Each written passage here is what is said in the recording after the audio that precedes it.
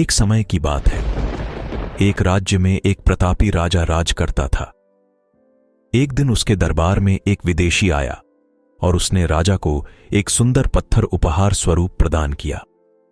राजा वह पत्थर देख बहुत प्रसन्न हुआ। उसने उस पत्थर से भगवान विष्णु की प्रतिमा का निर्माण कर उसे राज्य के मंदिर में स्थापित करने का निर्णय लिया और प्रतिमा निर्माण का कार्य राज्य के महामंत्री को सौंप दिया।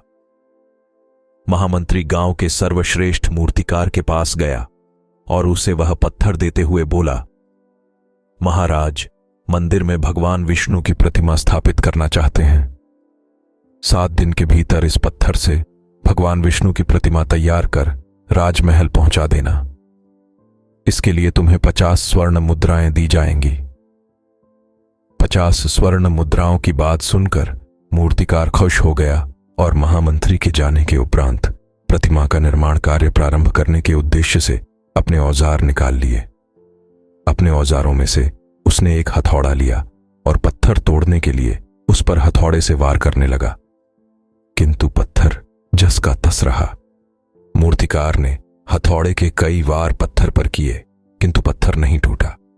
50 बार प्रयास करने के उपरांत मूर्तिकार ने अंतिम बार प्रयास करने के उद्देश्य से हथौड़ा उठाया, किंतु यह सोचकर हथौड़े पर प्रहार करने के पूर्व ही उसने हाथ खींच लिया कि जब 50 बार वार करने से पत्थर नहीं टूटा तो अब क्या टूटेगा। वह पत्थर लेकर वापस महामंत्री के पास गया और उसे यह कह वापस कर आया कि इस पत्थर को तोड़ना नामुमकिन है, इसलिए इससे भगवान विष्णु की प्रतिमा नहीं बन सकती।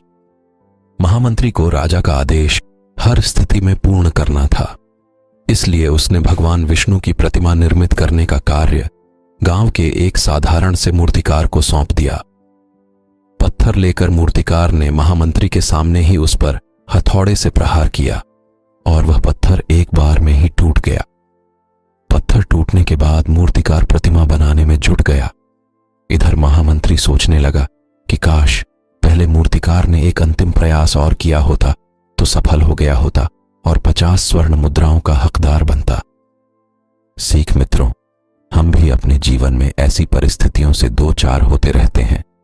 कई बार किसी कार्य को करने के पूर्व या किसी समस्या के सामने आने पर उसका निराकरण करने के पूर्व ही हमारा आत्मविश्वास डगमगा जाता है और हम प्रयास किए बिना ही हार मान लेते हैं।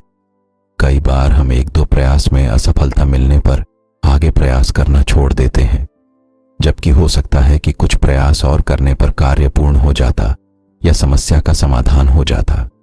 यदि जीवन में सफलता प्राप्त करनी है तो बार बार असफल होने पर भी तब तक प्रयास करना नहीं छोड़ना चाहिए जब तक सफलता नहीं मिल जाती। क्या पता जिस प्रयास को करने के पूर्व हम हाथ खींच लें वही हमारा अंतिम प्रयास हो और उसमें हमें कामयाबी प्राप्त हो जाए।